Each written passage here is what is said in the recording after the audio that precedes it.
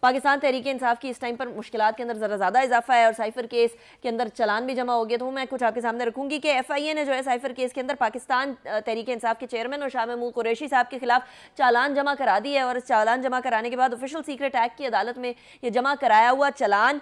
Section 5 اور 9 کے تحت بیسکلی جمع کروایا گیا ہے، جس کے تحت جرم ثابت ہونے پر بڑی سنگین قسم کی سزا ہے، اور وہ سزا ہے سزائے موت یا 2 سے لے کر 14 سال تک قید ہو سکتی ہے۔ پنجوتا صاحب، یہ کیس بڑا سنگین ہو چکا ہے اور obviously الزام بھی ایسے ہیں جو کہ آڈیو جو کچھ لیک ہوئی ہیں ان سے بھی ثابت ہوتے ہیں، پھر اعظم خان صاحب، پھر بہت سارے اور لوگ جو کہ اس کے اندر یا تو گواہ کے طور پر آ سکتے ہیں یا کوئی شواہد دے سکتے ہیں۔ کدھر جا رہا ہے یہ کیس؟ دیکھیں، جو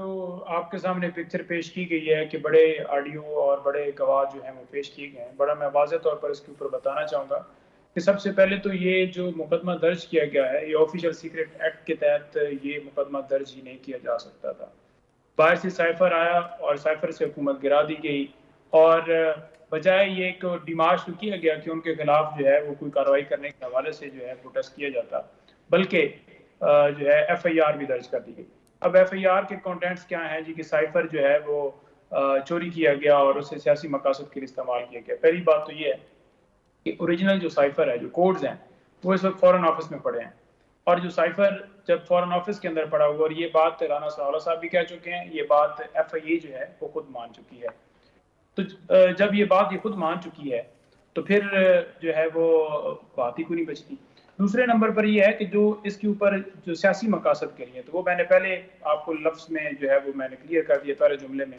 اور اس کے ساتھ ساتھ یہ بتاتا جاؤں کہ نواز شریف صاحب ہوں یا زرداری صاحب ہوں، ان کے کیسز آپ نے دیکھی کہ کب سے چلے، پھر ترامیم کی گئیں، پھر دوبارہ واپس آئے، پھر دوبارہ کھلے، پھر ترمیم ہوئی، پھر کچھ ہوا، تو آج تک کوئی کسی طرف ان کو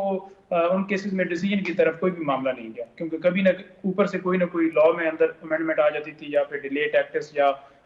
جو ہے وہ مینج کر لیا جاتا تھا پراسیکیوشن کو، یا ججز جو ہے ٹرانسفر کر دیے جاتے تھے۔ ایک واحد چیئرمین پی ٹی آئی ہیں جن کے اوپر 5 دنوں کے اندر ہی توشیخانہ میں سزا دے دی جاتی ہے،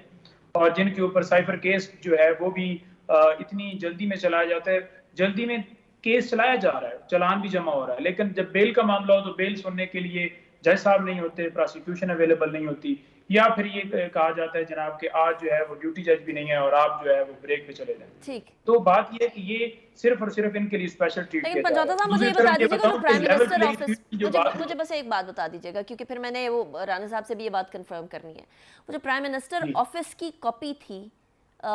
سائفر والی، وہ کدھر ہے؟ اس کو obviously جو ڈی کوڈ کیا گیا تھا، کوڈڈ تو پڑا ہوگا نا فورن آفس میں، لیکن جو ڈی کوڈڈ تھا وہ پرائم منسٹر آفس والا وہ کدھر ہے؟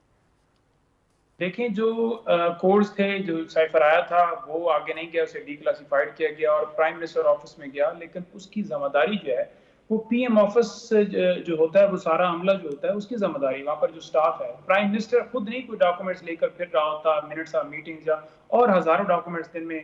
کورسپونڈنس ہوتی ہے جو کہ وہاں پر موجود ہوتی ہے، تو اس کا وہ نگہبان نہیں ہوتا،